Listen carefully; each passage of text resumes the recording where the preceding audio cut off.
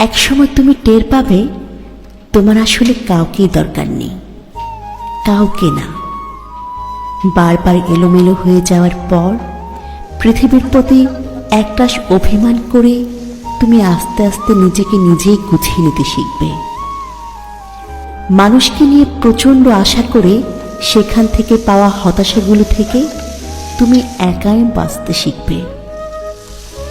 আজ হোক কাল হোক তুমি শিখবেই।